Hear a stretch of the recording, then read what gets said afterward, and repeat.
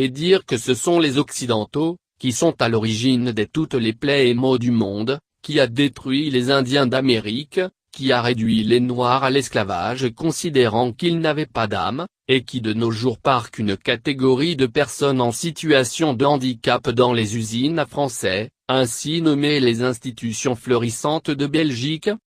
Le déni de justice fait parfois office de bandeau sur les yeux de Témy.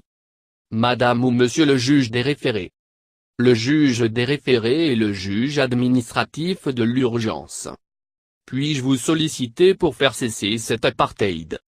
Article 1er. 1. Les États partis à la présente convention déclarent que l'apartheid est un crime contre l'humanité. La question de l'exil forcé de Français en situation de handicap vers la Belgique donne vue sur la logique inconsciente de la ségrégation, comme position subjective et condition sociale.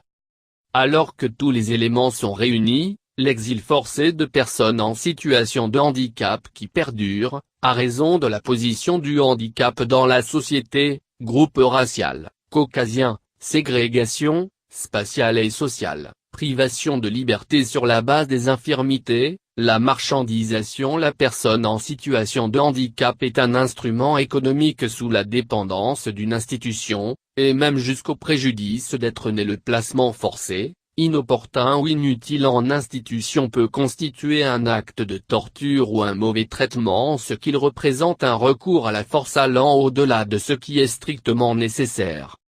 Qu'est-ce un crime contre l'humanité? Il désigne une violation délibérée et ignominieuse des droits fondamentaux d'un individu ou d'un groupe d'individus inspirés par des motifs politiques, philosophiques, raciaux ou religieux. Jean-Philippe Feldman, Crime contre l'humanité, in dictionnaire de la culture juridique, dire. Denis Arand et Stéphane Rial, et.puf, 2003.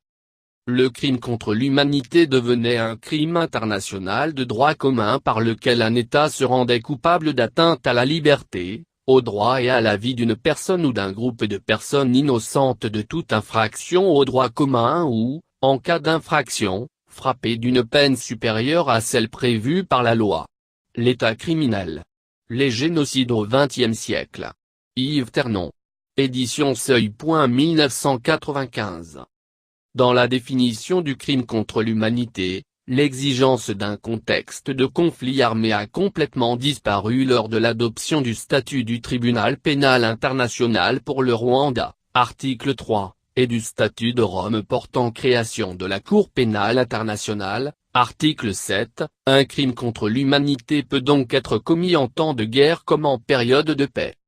Par ailleurs, les statuts du Tribunal pénal international pour le Rwanda et de la Cour pénale internationale ont introduit un nouvel élément, déjà mentionné dans la jurisprudence du Tribunal pénal international pour l'ex-Yougoslavie et dans d'autres documents, afin que les actes susmentionnés puissent constituer des crimes contre l'humanité. Ils doivent être commis dans le cadre d'une attaque généralisée ou systématique, ce qui exclut les actes isolés ou fortuits.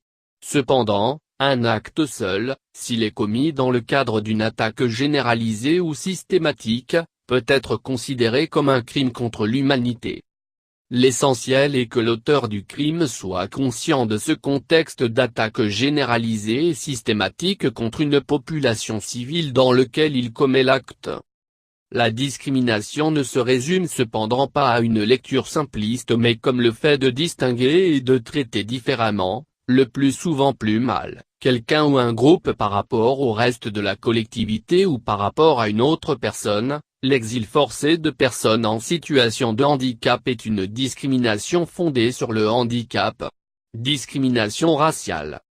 L'apartheid est, en outre, reconnu par le statut de Rome de 2002 instituant une Cour pénale internationale.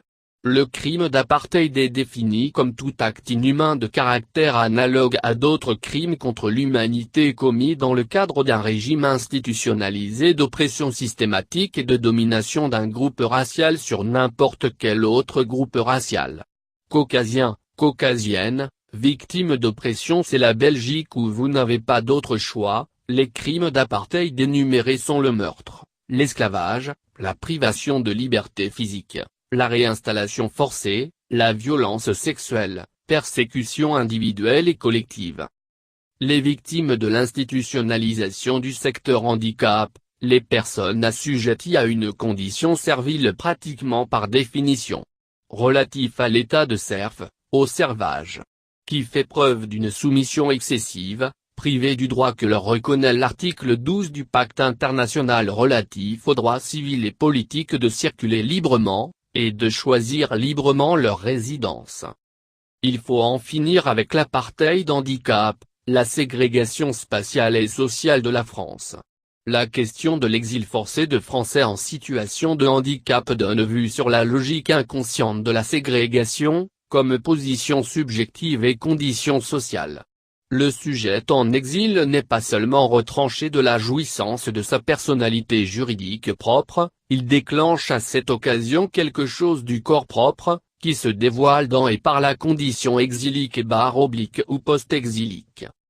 L'apartheid est le nom donné à la politique de ségrégation, la ségrégation, qui au sens fort désigne une politique de mise à l'écart d'une population formant un sous-groupe.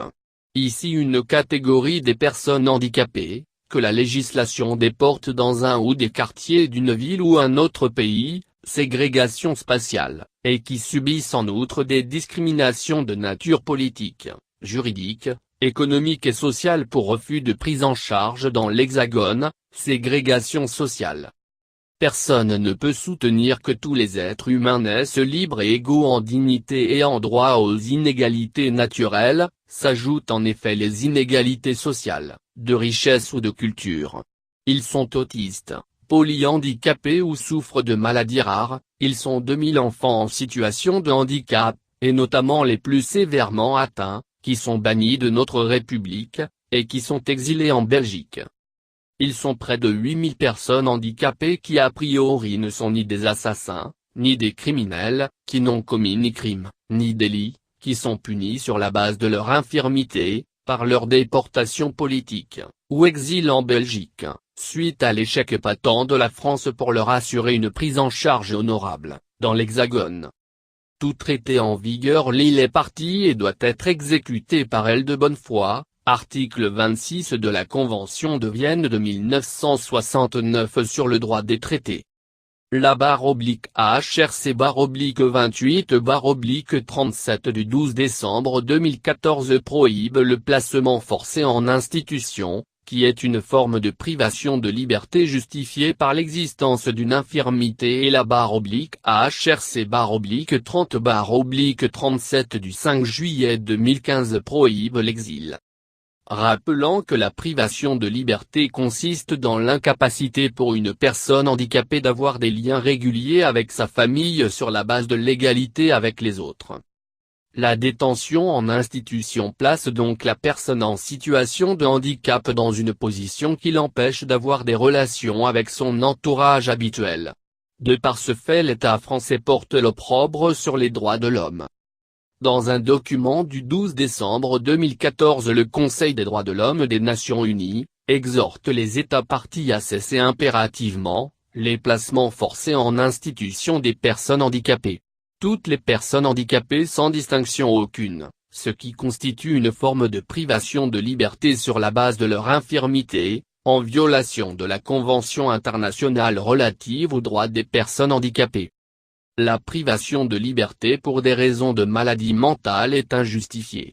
Le placement forcé, inopportun ou inutile en institution peut constituer un acte de torture ou un mauvais traitement en ce qu'il représente un recours à la force allant au-delà de ce qui est strictement nécessaire, extrait de la déclaration de M. Juan Menendez, rapporteur spécial sur la torture, 22e session du Conseil des droits de l'homme. Du 3 mars 2013 à Genève. Principes de base et lignes directrices des Nations Unies sur les voies et procédures permettant aux personnes privées de liberté d'introduire un recours devant un tribunal. /HRC/30/37 du 5 juillet 2015. Paragraphe 2. Le droit de contester la légalité de sa détention devant un tribunal est un droit de l'homme autonome dont l'absence constitue en soi une violation des droits de l'homme. Il s'agit d'une voie de recours destinée à protéger la liberté individuelle ou l'intégrité physique contre l'arrestation ou la détention arbitraire, y compris la détention secrète, contre l'exil, la disparition forcée et le risque de torture ou d'autres peines ou traitements cruels, inhumains ou dégradants. C'est aussi un moyen de déterminer le lieu où se trouve une personne détenue et son état de santé et d'identifier l'autorité ayant ordonné ou exécuté la décision de privation de liberté. La personne handicapée est privée d'une partie de sa liberté par les règles en vigueur dans les institutions. Elle est un instrument économique sous la dépendance d'une institution. Mais les autorités belges l'admettent, parfois les dérives existent, même si elles sont marginales. Des structures refuseraient par exemple d'organiser les visites des patients en France, pour obliger leurs familles à se déplacer en Belgique. Objectif, ne pas perdre une journée du forfait journalier, d'environ 180 € par résident. La marchandisation du secteur est la principale cause de ces abus, d'après la ministre wallonne de la Santé, Eliane Tillieu.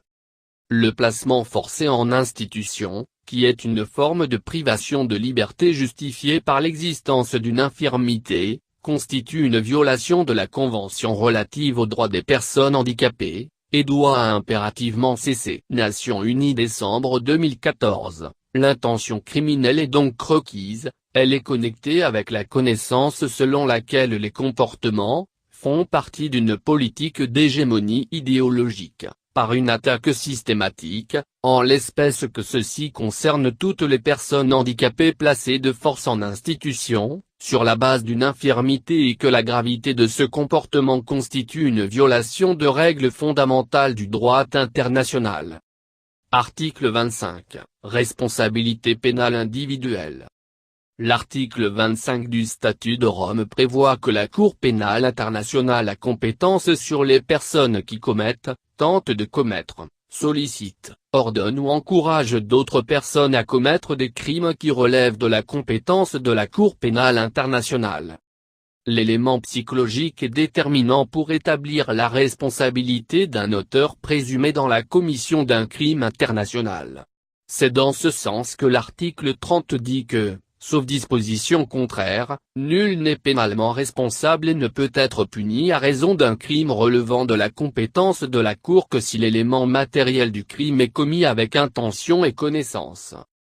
Au sujet de l'intention criminelle, tout d'abord, selon l'article 121-3 du Code pénal, il n'y a point de crime ou de délit sans intention de le commettre.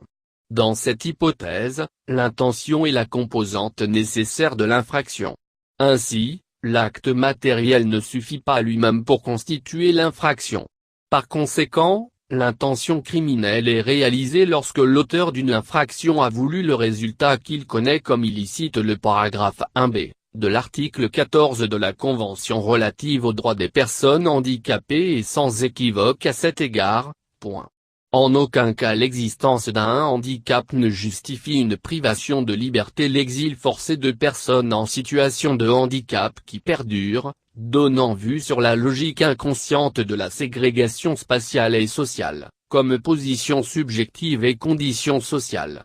Cela manifeste une certaine hostilité de nos dirigeants pour des valeurs protégées par des règles fondamentales du droit international. Convention internationale sur l'élimination et la répression du crime d'apartheid. Article 1er. 1.